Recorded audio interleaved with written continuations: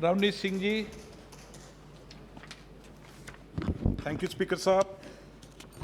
Sir पहले तो मैं लुधियाना से मैं आता हूं क्योंकि बहुत एमएसएमई है वहाँ पे। तो जो हमारा लुधियाना का रीजनल ऑफिस है वहाँ पे कमिश्नरेट है सर, उसका रैंक पहला आया है, इसलिए बहुत अच्छी बात है। ज़ीरो पेंडेंसी है सर उनकी। और मैं अगर बात करूं सबसे पहले, क्योंकि एमएसएमई की अगर बात करूं सर 29%, 29% जीडीपी में उसका हिस्सा है। लॉकडाउन की बात करूं खास तौर पे सर, तो एमएसएमई 9% तो बिल्कुल बंद हो गई सर इसमें। दूसरा सर तकरीबन 67% सर टेम्परेरी शटडाउन रही। आप माननीय सदस्य, इसलिए सर आप तो प्रश्न पूछा, आप मंत्री की तरह जवाब मत दो।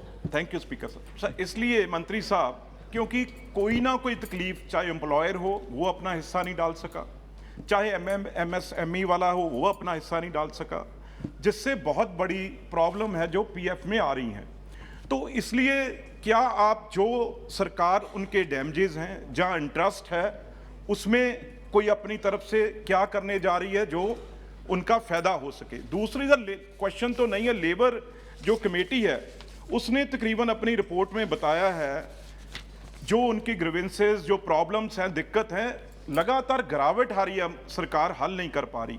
तकरीबन जो 20 का आंकड़ा है उसमें 30,400 शिकायतें जो अभी तक पेंडिंग पड़ी हैं, जिसका कोई हल नहीं हो सका। ये लगातार बढ़ रही हैं। ये लेबर मिनिस्ट्री रिपोर्ट है पार्लियामेंट कमेटी की।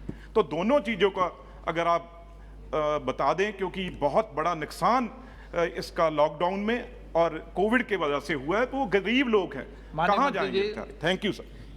माननीय अध्यक्ष महोदय, मैं विशेष रूप से लॉकडाउन के टाइम में हमारे माननीय प्रधानमंत्री जी के दूरदर्शी नीति के कारण हमारी माननीय वित्त मंत्री जी बैठी हैं, ईपीएफ का कंट्रीब्यूशन सरकार के द्वारा किया गया था। मुझे लगता है कोविड में सरकार के द्वारा कर्मचारियों के लिए सबसे बड़ा राहत का कदम उठाया था, तो ये वाला कदम उठाया था। दूसरा जो विषय है, मैं माननीय सदस्य का धन्यवाद देना चाहूँगा कि लुधियाना के हमारे ऑफिस की कार्यक्षमता के बारे में उन्होंने प्रशंसा प्रकट करी है, लेकिन उनका ये कहना बिल्कुल सही है कि हमारा भी ये मानना है कि ईपीएफओ दुनिया के सबसे बड़े सोशल सिक्योरिटी फंड में है और जिसके सबसे ज़्यादा जो हमारे जिनको सेवा करनी है वो हमारे रिटायर्ड कर्मचारी हैं।